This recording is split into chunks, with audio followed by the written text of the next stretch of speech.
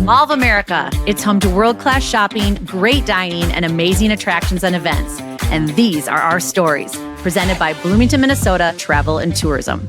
Hello, Mall of America fans, and welcome to So Much More. I am your host, Jill Renslow, joined by my co-host, SJ. You guys know SJ. She's a fan favorite. Welcome back. Thank you. And we have a great show today, because today we are diving into a conversation about honesty, resilience, and the power of personal transformation. Joining us is Carl Radke, star of Bravo's Summer House and author of the new memoir, Cake Eaters. Carl is here at Mall of America for a special book event, and we're thrilled to have him on the show. In Cake Eater, Carl opens up about his journey through career changes, personal loss, family dynamics, and recovery. It is candid, vulnerable, and deeply human, one that reminds us about growth, joy, and authenticity, often coming through together in life's toughest moments. We're excited to hear more about what inspired Carl to tell his story and what he's learned along the way and how he continues to grow through it all. So Carl, welcome to So Much More. Thank you for having me. It's great to be here. Let's jump right in. Let's do it. You're here in Minnesota. It's a little chilly outside, but you said you're used to a little bit of the cold. I like the cold. I like the seasons. I went to school at Syracuse University, and it, I believe, snows more than it does here. Such a crazy It may not be fact. colder, but no, I like the cold. I mean, I like the summer too, but you know, I'm used to the weather, and if anything, if it was warm here right now, it'd be weird. Mm-hmm. So It would, but as Minnesotans, we don't mind warm but January. you guys just It's all still good. you get out there and live your life. It doesn't really stop you. It seems like It now, doesn't. if we got 3 inches or 2 inches of snow in New York, the world would stop. Really? That's one thing that's nice, and we're right Yeah, you across the keep street. moving. You keep Yeah. going. It doesn't Yeah. really slow you down. So I love the Minneapolis energy Yeah, of we have that. the airport across the street, and you'll still see planes All flying day long. with the cold weather. I was actually looking outside today wondering if even the little snow that is coming, doesn't Not look like impact. it. We'll be Yeah. good. We'll be good. Love So, it. first time in Minnesota, or have you been here before? No, I've been here a bunch. Funny enough, I've been to the Mall of America a few times before. Okay. I have to tell this story. I told it on the walk-in to the podcast studio. One of my best friends, Grant Lewis, he's a dentist here in Minneapolis. He went to the University of Minnesota for his dental school. He had played pro hockey prior to that. And on record, I believe he's one of the only alumni of the NHL to be now a dentist. Wow. Believe it or not. Okay. It's kind of surprising. Yeah. Or maybe not, depending on how you look at it. But him and his wife live here in Minneapolis. He was going to dental school. This is now season 4 of Summer House, 2019. I came to visit him. They were living in one of the loops. I forget the name of it. North Loop? North Loop. Yes, Yeah. North Loop. There were some cool bars and restaurants. I was still partying back then. And we had another friend of ours that was visiting Minneapolis as well. And the plan was to go to the Mall of America at noon and meet in the food court. So my 2 friends don't know that I'm in town, these other 2 friends of ours. Okay.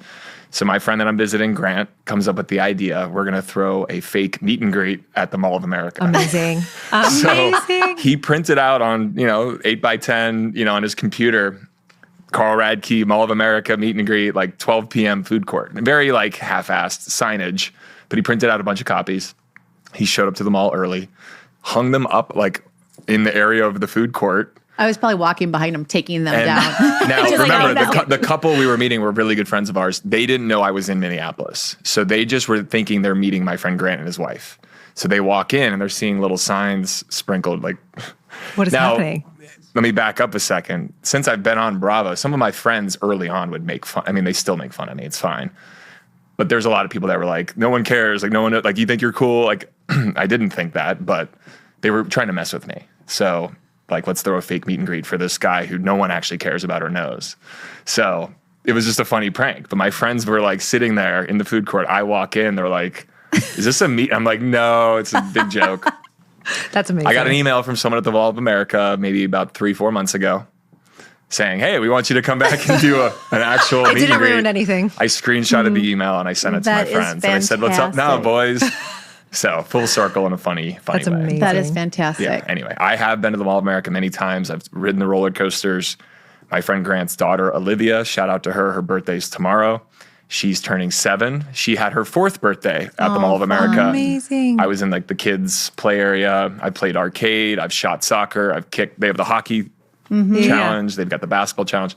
You've done Done it everything. all. You're a fan favorite. The only thing I haven't done is a book signing. So I love that. Well, once this airs, it'll be after your event. And so we're so excited for fans to be able to meet and greet and have their book signed and get a chance to do some photos. It's such a fun, yeah. It's gonna Like be great. I've joked about this.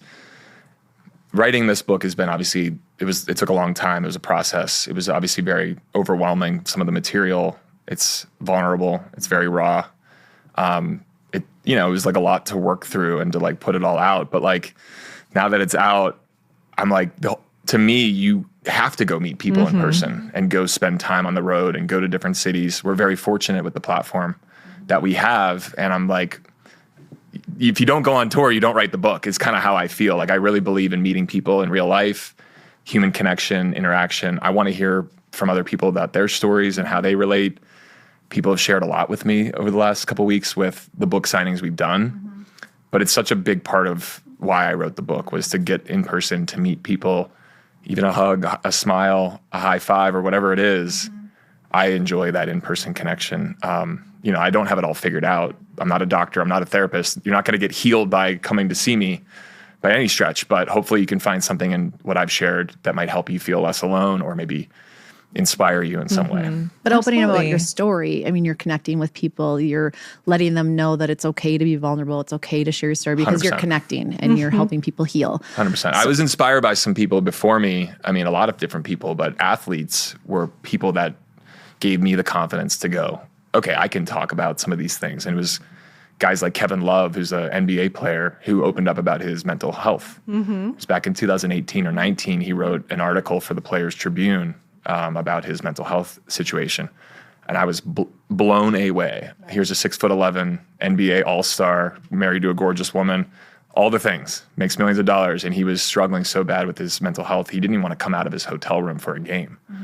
I'm like, what? Like, I just couldn't believe someone like that. And then Michael Phelps, DeMar DeRozan, some of these other athletes that I related to more. Now, I started to realize that people watch Bravo and watch reality TV may relate to me in a different way. Now, I wouldn't watch Bravo and go, oh, I'm going to do what Carl does. Like, that's just how I am.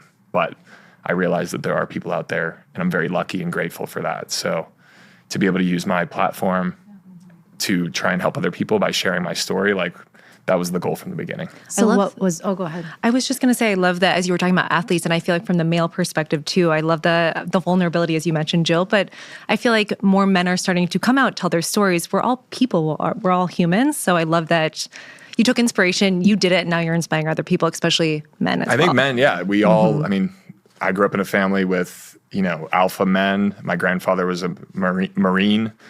Tough guy, hardworking. My dad was a tough guy, hardworking. My aunts and uncles, all that. And a lot of times a lot of families, you aren't supposed to talk about those things. As a male, it's like you're a little baby, you're a little bitch, or whatever it might be. There's terms that are kind of attached to being more emotional or being more open. And especially young men, I think we're taught to stuff it down, be tough, be stoic. There's certainly elements of that I think it can helpful, but we need people to talk to. You need to vent. You need support. The way I view mental health for men and women especially is it's like working out for your brain. Why do people work out? To feel better, to look better, to like maybe build community or meet people, but why do you go to therapy? To work your brain out. And the more you go, the more it works and the more it's helping. So I just want to continue to create more of a conversation and break down the stigma of, I used to go to therapy when I was in 5th and 6th grade with my family for my brother's challenges. I would come into school and the thought of telling any kid in 5th or 6th grade that I was going to therapy, literally I would have done anything but that because I would have been labeled crazy, f***ed up, weird, whatever it might be. Now the conversation's shifting, but for men, I believe it's important to really create more conversation. Men can be vulnerable too. Absolutely. That's so great. What life moment was it that had you realize I need to write a book? Like I need to put my story on paper? There was a couple things that occurred. I mean, being on Bravo for now, we're in our 10th season of Summer House, which airs February 3rd. I've been on since every season from the beginning. Yeah. And I've seen other people on Bravo, housewives or other amazing individuals write stories about their lives. They've been on maybe less seasons of TV. And I'm like, oh, wow, like they've done it after being on a show for a couple of years. Like, why couldn't I? But something actually in real life, I was at an event for Page 6 in New York. We did like this panel for Summer House, and I was still with Lindsay at the time. This is maybe 4 years ago, 2021 or 2022. Sorry, my phone keeps vibrating. I'm going to put it on silent. Leave me alone. I'm podcasting in Mall of America. And a woman at the end, they do a Q&A and people raise their hands. I have a question for Carl. Thank you so much. I'm Carl, blah, blah, blah. Hey, I'm a book publisher. Have you thought about writing a book? And I'm like, really? I looked behind me. I'm like, not Are they me. talking to There's me? no way you're talking to me. She's like, yes, you. Like, I think you have an amazing story. You should really consider it. We talked after that event, got her card, had a few emails, but nothing materialized. But it got the bug in the ear. Mm-hmm. But that was really the first time I thought about it. It was probably around 2021, 2022. It's not That's an easy fantastic. project. But It takes a lot that of wasn't discipline. the person I worked with. I went back and started working on my own, formulating some thoughts and ideas, and I kind of tabled it for a little bit. I was in a relationship. I had some other things going on. Just decided it wasn't the right time. And then I had some more time and just more focus, and it was like, let's do this. How long did it take you? What was that duration? I mean, probably a year and a half, 2 years. Okay. From beginning of like putting things down, spending time with my publisher, Yep. opening up things that I have opened, but like really opening them up. Yep. And that, like, people can talk about their like traumas or their past, but in detail, moment by moment, not everybody does that. Yeah. So it was hard. It was emotional. Yeah. There was times that I needed a break. There was times where I was literally crying.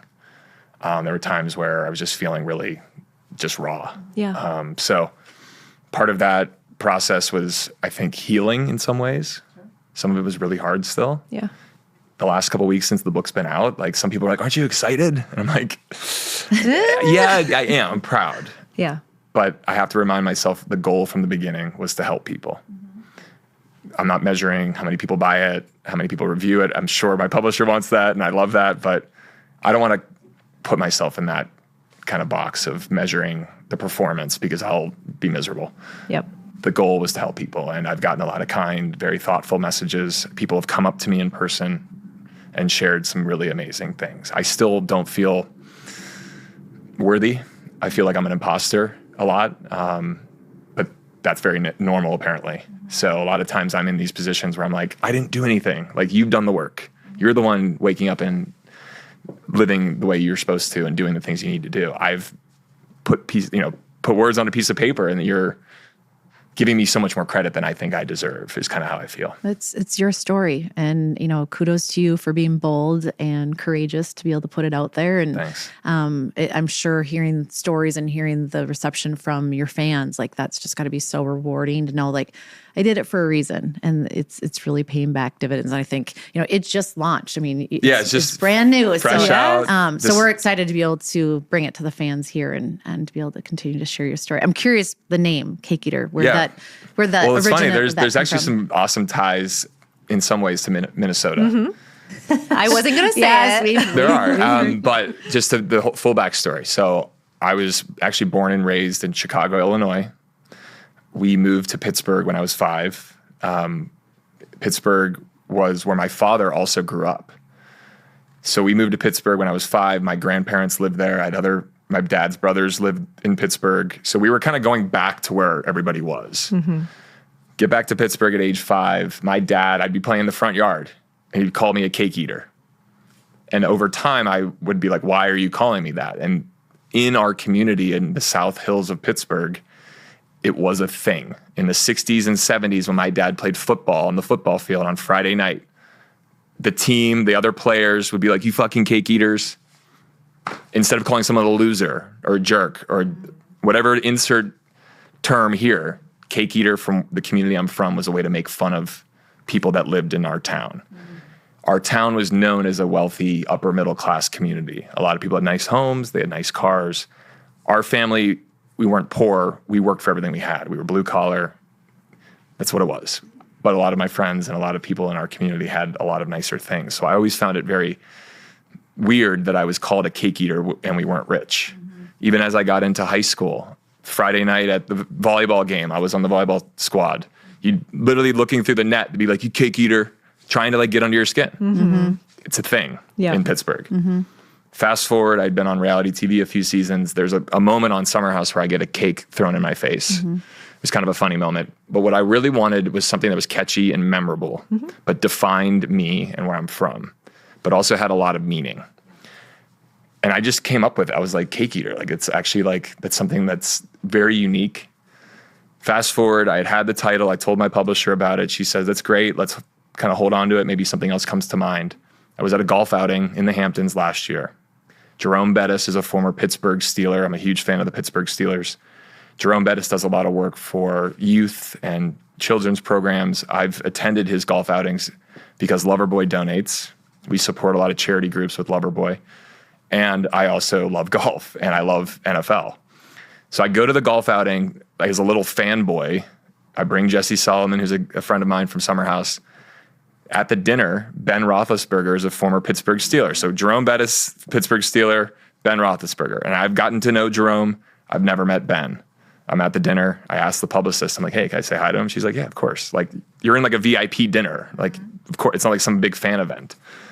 Go over to him, Ben Roethlisberger, 6'5", just as tall as I am, big guy. Put my hand out. Hey, I'm Carl Radke from Upper St. Clair. Literally without a beat, he goes, cake eater. And I looked at him. I'm like, I cannot believe you just did that. He goes, you know how it is. And I go, wow. Yeah, you're right. And I like shook his hand. I walked away and I texted my publisher. I was like, I think this is the title. This is it.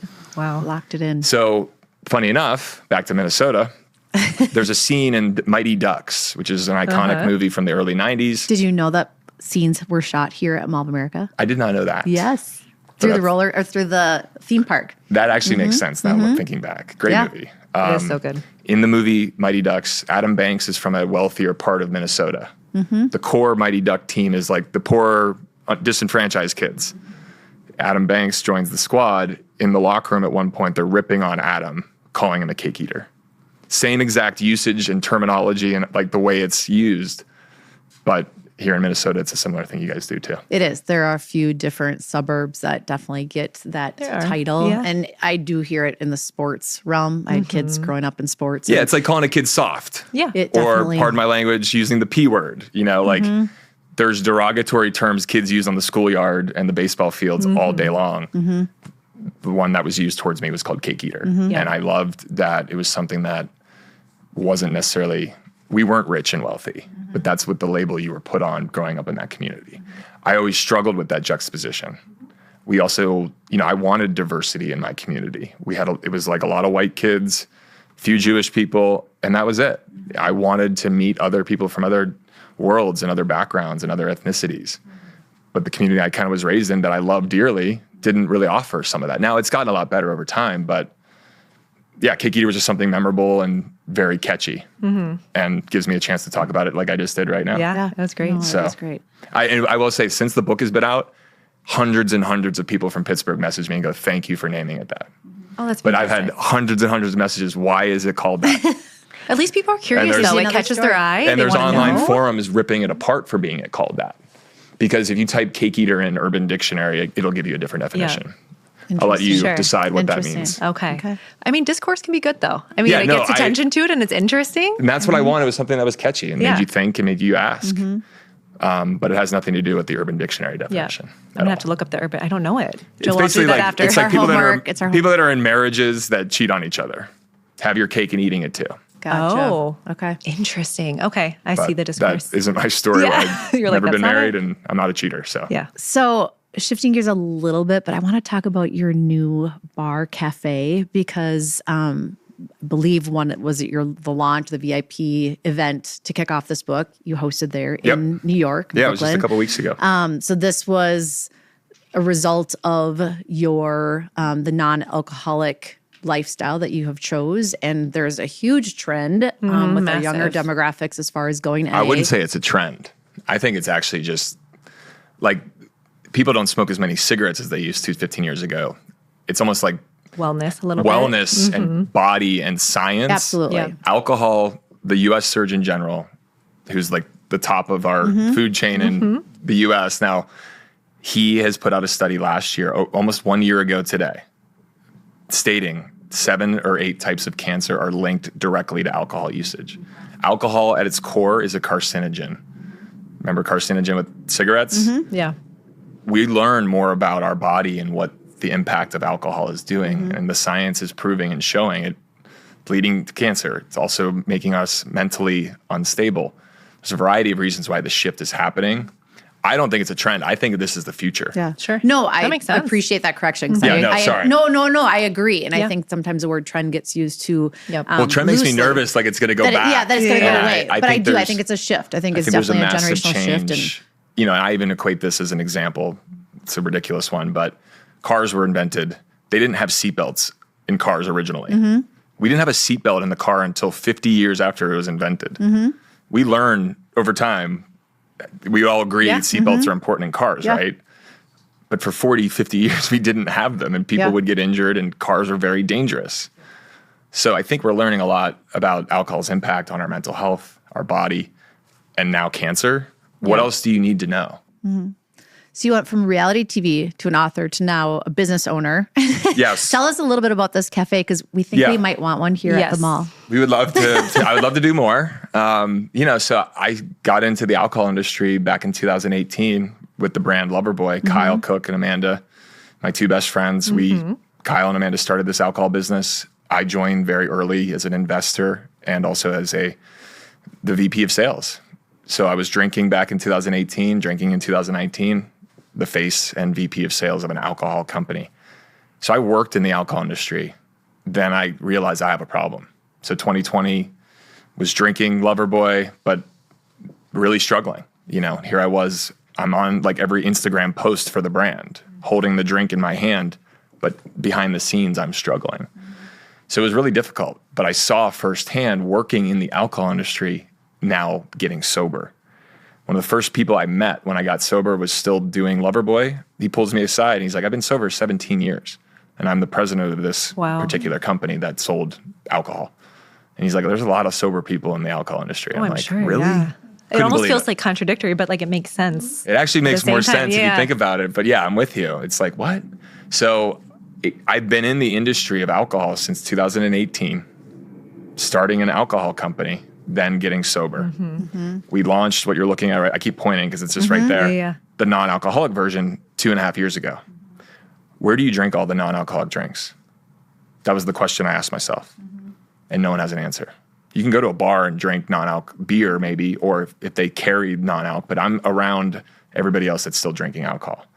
That's a great option. It's nice. What I wanted was something that was alcohol-free, but cool and elevated and fun and had social connection, had a third space. Yep. Beautifully designed. The drinks are healthy. So I got to Soft Bar because of starting an alcohol company.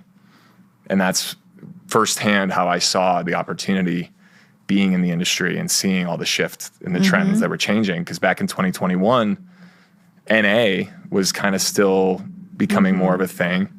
And places like where you can go drink them were lacking. And I'm like, I'm a consumer myself. So what I set out to build, I didn't personally see for myself. I've been to LA, I've been to San Francisco, I've seen major cities, I've asked and looked. Nothing quite like what I was trying to do existed, which was coffee. But believe it or not, I don't drink coffee. I drink matcha or tea or alternatives. Not because I don't like coffee, I don't like the way it makes me feel. Just like I don't like the way a meatball sandwich makes me feel, even though I love meatballs. But I feel horrible after it. The same thing I look at with other, substance. So it's been, it's been amazing to kind of go through this journey of the alcohol industry. Since Loverboy has been around, there's been massive brands that you are familiar with that have come and gone. I really believed in building a brand and a foundation and a community that is a four-wall business. But it's a brand and a community first. So we'd love to do more locations, but the location that we started with was Brooklyn, New York. I live a couple blocks away. It's a great area. We got a good rent deal. And we've been open 4.5 months. That's right. But we've got to be open for at least 12 months and show that it makes money. It's a good business model, and it's possible to bring it up here. We'll see. It's a very hard business. I've learned a lot. I've made a lot of mistakes. I have a really good team, but it's a huge shift from this kind of businesses, for the most part, make money off alcohol. If you ask a bar owner, the margin, they can charge more for alcohol than they can food. Food costs are pretty paper thin. So you don't make a lot of money on the food, you make money on the alcohol. And this massive shift in alcohol consumption is changing a lot of brick and mortar. Even bars and restaurants down the street from me that sell alcohol are having a hard time. So it's interesting. Even places, people give me a hard time about what I'm doing. And I'm like, your bar next door is also struggling.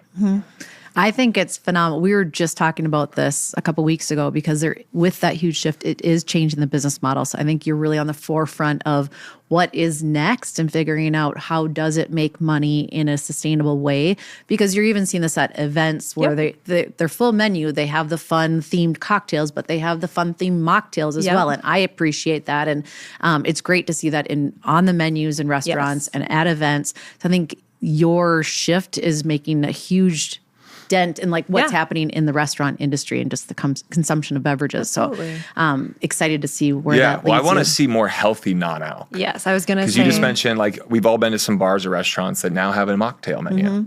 And at Soft Bar, we don't even serve mocktails. We're not making fun of anything. Mocktail to me is like just That's a good whatever we can throw together. That's interesting. But at Soft Bar, we make soft cocktails. It's all intentional, from the garnish, the glass. It could be a different glass for every drink you order. Could be different ice cubes. Most bars, you're going to get the same glass, same everything, and just coconut water, pineapple juice, and whatever they can find. A lot of times, that's sugary and not healthy. The white space and the opportunity in non-alc is healthy non-alc. And just because I'm not drinking doesn't mean I just want... People hand me sugary drinks all the time as a replacement. I'm like, I would never drink that anyway, let alone because I'm not drinking alcohol. So what I've really built with Soft Bar is drinks that are healthy and drinks that also you feel. You're drinking a coffee right now. Did you feel that? I am a little jittery right over here. Exactly. So That's Jay's thing. We have She's drinks, a coffee drinker. We have drinks, instead of being jittery, you'll feel focused and calm. Coffee's great for a lot of people. For some like me, it makes me more anxious and jittery. I don't want that. I want to be focused and chill. Yeah. And we have beverages that provide that feeling. Your coffee has caffeine. We have drinks that also have lion's mane, ashwagandha, electrolytes, protein, Healthy collagen. options. There's tons of ingredients available on the market at Whole Foods. You walk into the Whole Foods and pick up like a supplement. Those ingredients, we are now putting in the drinks first. That's great. So instead of taking your multivitamin, still take your multivitamin. Yeah. You could come to Soft Bar and have a drink that you would still get B12, saffron, ashwagandha, and you're giving your body actually what you need, not like this jolt of like, and I'm not trying to shit on coffee. I'm not shamed. You're just fine. Yeah. But I have a theory. I think a lot of our population is over-caffeinated, and caffeine provides a lot of anxiousness and anxiety, which our society is filled with anxiety because we're connected to our phones all day long, and you got coffee, which makes you even more jittery. Yeah, it's all Well, circular. I'm inspired and motivated. I am too. We're going to go get a soft drink after We this. are. Soft cocktail. Cocktail. Yes. Not a soft drink. I don't drink. Well, soda either. soft drink works. Oh And my gosh, all these different words. but that was the You're terminology. educating our new vocabulary. But that was the Soft terminology cocktail. I loved because it was a redefining of the whole non-alc experience. Because a lot of us, O'Doul's, you ever saw an O'Doul's beer? I'm like, alcoholic. That was like what I'd said in my head. Yeah. We've gotten way past those types of brands where it's now like Athletic is a great non-alc beer brand. You have all these other cool products that people are like, wow, that actually tastes great. It looks cool. Yeah. So there's more shift happening and like the products are great, but we need a place where you drink them. Yeah. And that's why I didn't open up with a Soft Bar and a can. I could have done another version of Loverboy. Sure. And it would be here in Minneapolis already because it's a can. You're developing an experience that's beyond Correct. the product. It's I want an experience and a community first and brand. And from that, you can launch a product. Yep. You can launch a licensing thing. You could open a location. But it has to start with the foundation. Absolutely. I was just going to ask really quick. On the branding side, I love the brand, all the different touch points you've already described, but you do run clubs and other things on the community side too. Yeah. Can you expand upon that a little bit further? Yeah, of course. Big like advocate for running, for your mental health. The sober community loves the running world. Been sober 5 years, but even when I drank and party, I still worked out a lot, believe it or not. But the workouts were more to just get the hangover out of my body. But now I'm already feeling good going in. So I've really enjoyed the running for a couple of reasons. Mental health, but the community of people you meet. Here in Minneapolis, I'm sure there's a bunch of run clubs. But it's a way build community and meet new people. We have a beautiful space that we can host. And a big thing in New York is you come to a run club, you need somewhere to put your bag. And some places, if you don't have the space to hold a bag, like you can't meet up there to start. So we have places to hold your bags. People meet up in the, stretch, talk, have a beverage, music's playing, there's a good vibe, and then we go for like a 3 or 4 mile run around the Brooklyn neighborhoods. Finish back at Soft Bar, music's vibing again. We've got recovery shots, so they're all non-alc, but ginger, turmeric, things that are good for your body. It's not just juice. And then we have a vibe and hang out. So we've been doing that. We host other communities. We had a lesbian run club that comes through. They're an amazing group of women, 150 women called Queer Feet. It had nothing to do with me at all. It's, yes, at Soft Bar, my business. We had another group that's an entrepreneur group. They run once a week. We have a moms group that comes in with strollers. Where do you meet up with your friends for a conversation? You're not going to Starbucks anymore. And if you don't want to drink alcohol, where are you going?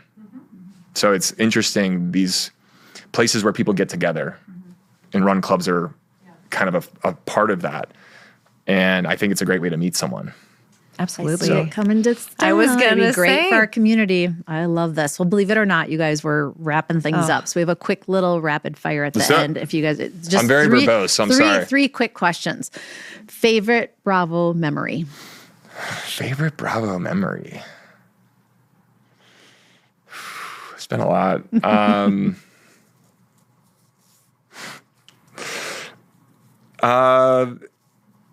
This is tough. I don't know why this came to mind, but it was during COVID. We were filming in the Hamptons, obviously, but that particular summer, for everybody, obviously, we weren't able to be really social. So we were all just kind of stuck in the house. There was one day we got allowed to leave the house as a group, and we went on a boat. And for whatever reason, it was just like, at that time, during COVID, we were all trapped in our house.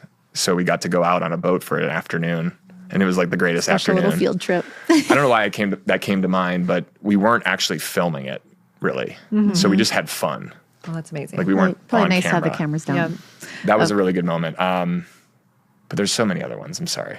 Oh, you're good. Most unexpected part of writing a book? Most unexpected part. I don't know. Just like the people read it. Like I'm very humble. I don't view or carry myself in any way like that anybody cares. It helps me internally why I'm that way. Just so you know, like I'm not like purposely acting like that. It just helps me disarm or diffuse that negative feeling of like people like me or not like me, because I'm a people pleaser. So I'm trying not to like let the performance of it or people's opinions even about it. Like it's my life. If you don't like it, no worries. So I kind of was unsure how to navigate that feeling of like people giving me feedback. Like I've had friends go, "Hey man, I read your book. Read it this afternoon. It's great. Thanks." Like it's just a weird feeling getting people's feedback about your own real story. So I thank them for the support. And of course it means a lot. But people's opinion about what I've shared, it's like, it's either you can connect with it or not. But I have had the feedback. Okay, I'll answer this question better. People commenting on the quality of the writing. I wasn't expecting that. That's great. Yeah. So, there's reviews online and people talk about it. You might find a great review. You might find a not so great review. And what I'm talking about is because of that. There's people that rip it apart because they say it's not well written. I wasn't expecting that. Okay, last one. Your go-to soft cocktail. Depends on the day and the time of year. But currently, right now, we have a drink at Soft Bar called Gem on Banker. Banker is the street we're on, Banker Street. Okay. It's a spicy margarita, would be kind of the comparable comparison. Sounds delicious. Served in a kind of a shorter glass, but it's got a chipotle, smoky, salty rim, like you would find on a margarita. And then the color of the beverage is more of a raspberry, purple, blue color, because it's a raspberry kind of margarita. But it's got such a great flavor profile, and it also has B12 and saffron, so you're getting more of a vibe from the drink. And it's pretty looking, it sounds like, too. Visual? Very visually pretty. All of our soft cocktails are very pretty, and also just if I put all 15 soft cocktails on our menu and I put them out in front of you, they would all look like in a different glass, they'd have different ice cubes, most of them. Some are crushed, some are the big square, some are the big long. Some don't. It just depends on what it calls for. So that's how we build intention and how we really redefine that experience. So gem on banker. Fantastic. Sorry, I think we those need were to supposed to take be a quick little hits. field trip We sure do, to go Jill. check this out and try all the new things. But Carl, thank you Thank you so guys for much having for me. joining us. And fans, if you didn't get a chance to come to Mall of America to meet him in person, you definitely, hopefully you're inspired like we are, and pick up a copy of his book. It is out there wherever you can find books at major retailers like Barnes & Noble, Target, Apple Books, and more. Check it out. What an inspiring story. And I think it's just fantastic. And so we're very excited to have you here with us in this marketplace. If you want to catch him on tour, there's still some locations. So check out cakeeatertour.com if you want to check out the tour in person. I really thank you for being with us today. Thank you, SJ, for co-hosting. And for all of our fans, listeners, and viewers, thank you for joining us. Be sure to tune into so much more and grab a copy of the book, and we'll catch you next time. See you soon. Thanks for listening to So Much More, a Mall of America podcast. Subscribe wherever you find your favorite podcasts. This show is presented by Bloomington, Minnesota Travel and Tourism.